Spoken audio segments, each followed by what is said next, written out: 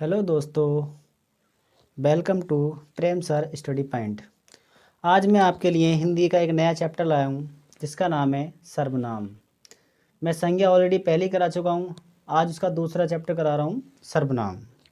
अब सर्वनाम होता क्या है? सर्वनाम अर्थात सबका नाम। जो शब्द संज्ञा के स्थान पर प्रयुक्त होते हैं उन्हें सर्वनाम कहते हैं। अर्थात जैसे किसी का नाम मोहन है तो मोहन को हम क्या करेंगे? मोहन नाम नहीं लेंगे सर्वनाम में। वह है ना, जैसे सीता उसे सी कह सकते हैं, सी मतलब वह है ना। तो संज्ञा के स्थान पर प्रयोग होने वाले शब्दों को सर्वनाम कहते हैं। अर्थात जो शब्द संज्ञा के स्थान पर प्रयुक्त होते हैं उन्हें सर्वनाम कहते हैं। जैसे मैं, तुम, हम, वे, आप आदि, ये सब हमारे सर्वनाम कहलाते हैं। अब सर्वनाम के भेद कितने होते हैं? देखो, सर्वनाम के 6 भेद होते हैं। सर्वनाम के 6 भेद होते हैं। अब ये हम कैसे पता करेंगे 6 भेद होते हैं? तो सर्व में जो है, जो रे टंगा है ना, उसको 6 मान लो। जैसे 6 की तरह है ना ये, तो इसको 6 मान लो ऐसे।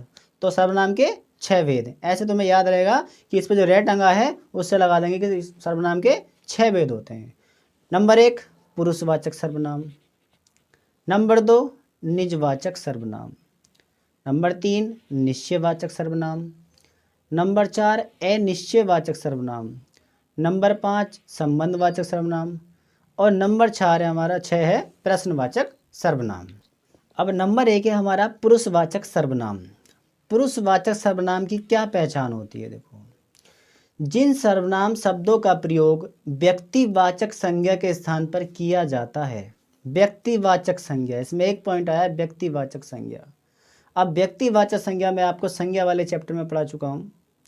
तो व्यक्तिवाचक संज्ञा क्या होती है? जैसे किसी व्यक्ति का अर्थात नाम है ना, जैसे कोई व्यक्ति, उसका नाम, जैसे गंगा किसी का नाम है ना, तो ये हमारी व्यक्तिवाचक संज्ञा में आती है ना, किया जाता है, उन्हें पुरुषवाचक सर्वनाम कहते हैं। जैसे मैं, तुम, हम, आप, वे, ये सब क्या हमारे पुरुषवाचक सर्वनाम के प्रकार। ठीक है, ये पुरुषवाचक सर्वनाम है ना। इसके प्रकार अलग हैं। देखो, इसके प्रकार 3 हैं। पुरुषवाचक सर्वनाम के 3 भेद होते हैं। नंबर 1 उत्तम पुरुष, अर्थात प्रथम पुरुष भी बोल सकते हैं इसको। अब देखो, जैसे मैंने बताया पुरुषवाचक सर्वनाम, जिन सर्वनाम शब्दों का प्रयोग व्यक्तिवाचक संज्ञा के स्थान पर किया जाता है उन्हें पुरुषवाचक सर्वनाम कहते हैं। जैसे मैं, तुम, हम, आप, वे। अब पुरुषवाचक सर्वनाम के 3 भेद होते हैं। नंबर 1 है हमारा उत्तम पुरुष, इसे हम प्रथम पुरुष भी कहते हैं। इन सर्वनाम का प्रयोग बात कहने या बोलने वाला अपने लिए करता है। अर्थात जैसे मैं, जैसे हमने इंग्लिश में पढ़ा होगा कि हम आई और वी लगाते हैं, आई और वी। तो आई और वी, इंग्लिश में जो आई और वी होते हैं फर्स्ट पर्सन होते हैं ना, तो वही इसमें होते हैं प्रथम विभक्ति में। प्रथम विभक्ति में जो हमारे होते हैं आई और वी, तो वही इसमें होते हैं।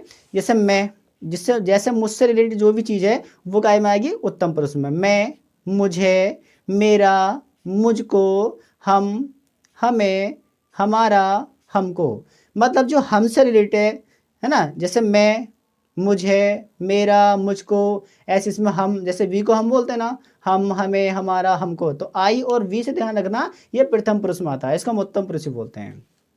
उसके बाद सेकंड नंबर है हमारा मध्यम पुरुष। अब मध्यम पुरुष क्या होता है? इन सर्वनाम का प्रयोग बात सुनने वाले के लिए किया जाता है। अर्थात जैसे तू, तुझे, तेरा, तुम्हें, तुम्हारा।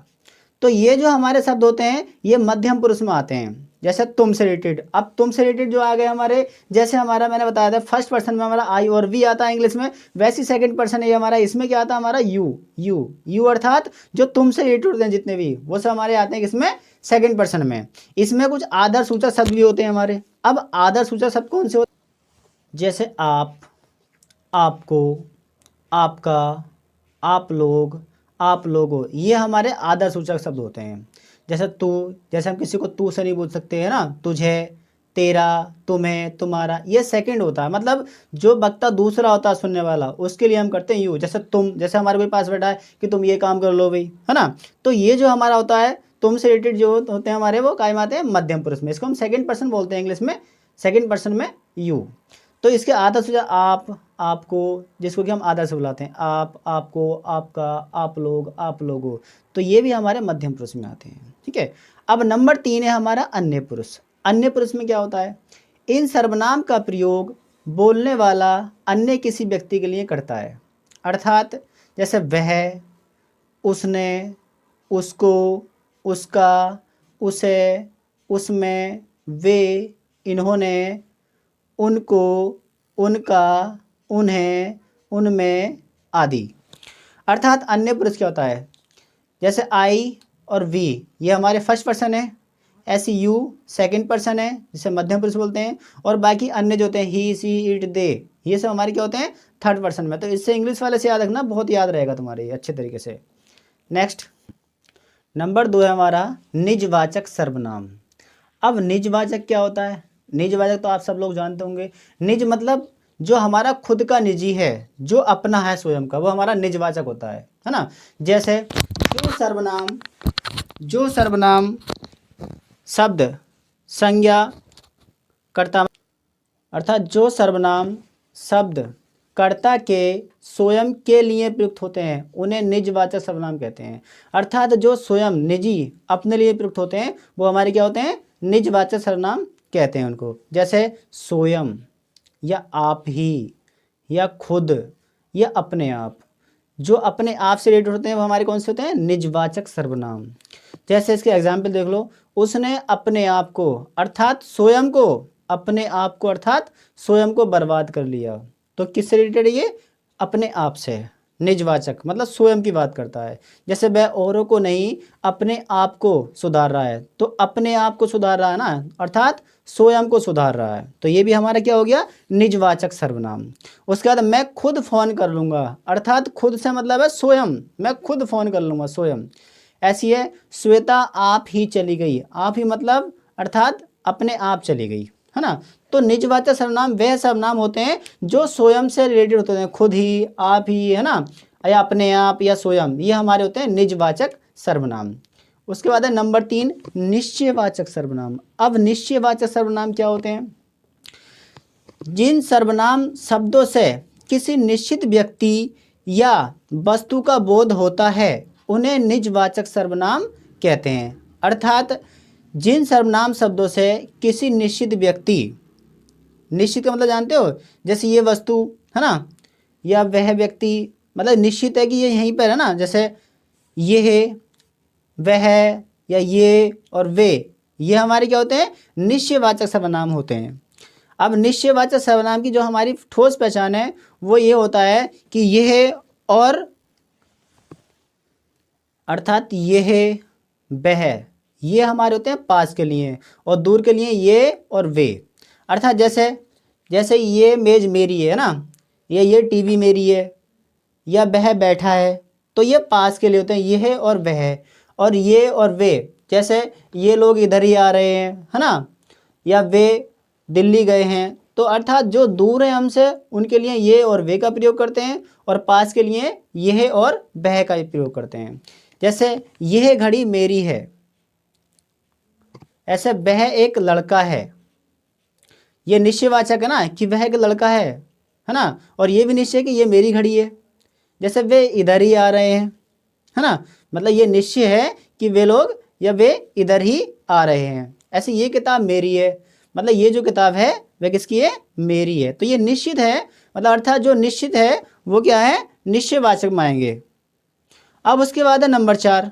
नंबर 4 क्या है हमारा? संबंधवाचक सर्वनाम। अब संबंधवाचक सर्वनाम में क्या होता है? इसमें संबंध का बोध होता है। जैसे जिन सर्वनाम शब्दों से वाक्य में किसी दूसरे सर्वनाम से संबंध ज्ञात होता है उसे संबंधवाचक सर्वनाम कहते हैं। अर्थात जैसे जिस सर्वनाम शब्दों से, है ना, वाक्य में किसी दूसरे सर्वनाम से संबंध ज्ञात होता है उसे संबंधवाचक सर्वनाम कहते हैं। अर्थात जो, सो, अगर कभी कभी ये वर्ड पूछ जाते हैं एग्जाम में कि संबंधवाचक सर्वनाम बताइए कौन सा है, तो उसमें जो, सो आते हैं, है ना, या जहाँ वहाँ आ जाए, ऐसे हमारा जैसा वैसा आ जाए, अर्थात जौन तोन आ जाए, तो वे हमारे क्या होते हैं, संबंधवाचक सर्वनाम होते हैं। अब इसके एग्जाम्पल देख लेते हैं। जहाँ चाह वहाँ रहा, अर्थात जहाँ चाह वहाँ वहाँ। तो इसका मतलब हमारा ये हुआ कि जो सो या जहाँ वहाँ, जो सब जो से शुरू हो जाते हैं वो हमारे किसमें आता है, संबंधवाचक सर्वनाम। जिसमें मतलब जिससे संबंध हमारा स्थापित हो वो हमारे क्या होते हैं, संबंधवाचक सर्वनाम। जैसे जैसा बोगे वैसा काटोगे, अर्थात जैसा बोगे वैसा काटोगे। जो सो गया वो खो गया, है ना, वो खो गया। ऐसी जो करेगा सो भरेगा। तो जो सो जहाँ वहाँ जैसा वैसा या जौन तौन जो शब्द आते हैं जिससे संबंध स्थापित होता है वो हमारे क्या होते हैं, संबंधवाचक सर्वनाम। अब हमारा है नंबर 5, अनिश्चयवाचक सर्वनाम। वैसे नंबर 4 पे आता है क्रम से निश्चयवाचक है ना, जो निश्चयवाचक सर्वनाम है उसके बाद में आता हमारा अनिश्चयवाचक सर्वनाम। तो वहाँ पर ये वो गलत लिख गया था, तो इसलिए मैंने यहाँ पे लिख दिया है अनिश्चयवाचक सर्वनाम। ठीक है, तो इसको देख लेते हैं क्या होता है ये। जिन सर्वनाम शब्दों से किसी निश्चित व्यक्ति या वस्तु का बोध नहीं होता है उसे अनिश्चयवाचक सर्वनाम कहते हैं। अर्थात जिस सर्वनाम शब्दों से, है ना, या जिन सर्वनाम शब्दों से किसी निश्चित व्यक्ति या वस्तु का बोध नहीं होता है उसे अनिश्चयवाचक सर्वनाम कहते हैं। जैसे कुछ, किसी ने, किसी को, है ना, किन्हीं को, कोई, किन्हीं को। इसमें जो शब्द आते हैं ज़्यादातर वो कोई और कुछ ज़्यादा पूछता है कि अनिश्चयवाचक सर्वनाम बताइए कौन सा है। एग्जाम में जब भी आएगा उसमें ये पूछेगा जैसे कोई, कुछ, ये कैसे सर्वनाम है, तो ये हमारे होते हैं अनिश्चयवाचक सर्वनाम। अर्थात जिस सर्वनाम शब्दों से किसी निश्चित व्यक्ति या वस्तु का बोध नहीं होता उसे अनिश्चयवाचक सर्वनाम कहते हैं। जैसे चाय में कुछ पड़ा है, अर्थात हमें नहीं पता ना क्या पड़ा है, तो कुछ पड़ा है, तो जो ये हमारे क्या है, अनिश्चयवाचक में आ गया। मतलब इसका निश्चित नहीं है कि क्या चीज़ पड़ी है ना। तो चाय में कुछ पड़ा है, ऐसे कौन आ रहा है, मतलब ये निश्चित पता नहीं है कौन आ रहा है, तो ये हमारा क्या हो गया, अनिश्चयवाचक सर्वनाम। जैसे सीता को किसने बुलाया है, तो सीता को ये नहीं पता किसने बुलाया है ना, तो निश्चित थोड़ी है किसने बुलाया है। ऐसे शायद किसी ने घंटी बजाई, तो ये भी निश्चित नहीं है किसने बजाई ना, तो शायद किसी ने घंटी बजाई, तो ये हमारे किस में आ गए, अनिश्चयवाचक सर्वनाम में। अब नंबर 6 हमारा प्रश्नवाचक सर्वनाम।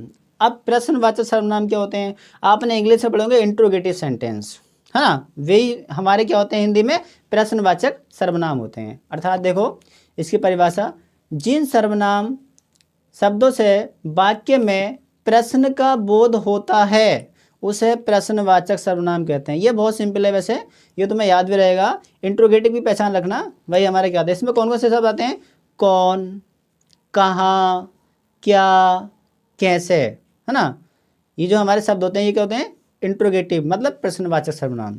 जैसे सीता क्या खा रही है ना, ये शब्द आएंगे। कमरे में कौन बैठा है ना, आप कैसे हो, वे कल कहाँ गए थे। तो इसमें क्या होता है, इस जैसा वाक्य आएगा उसमें प्रश्नवाचक चिन्ह भी लग के आएगा, तो वो हमारे क्या होते हैं, प्रश्नवाचक सर्वनाम होते हैं। देखो इससे एग्जाम में हमारे 2 या 3 क्वेश्चन तक आते हैं। ठीक है, तो अगर ये वीडियो अच्छी लगी हो तो इसे लाइक करना, सब्सक्राइब करना, और सभी अपने जितने पढ़ने वाले साथ के हैं ना यार दोस्त, उन सब में क्या इसको सबको शेयर करना। जय हिंद, जय भारत।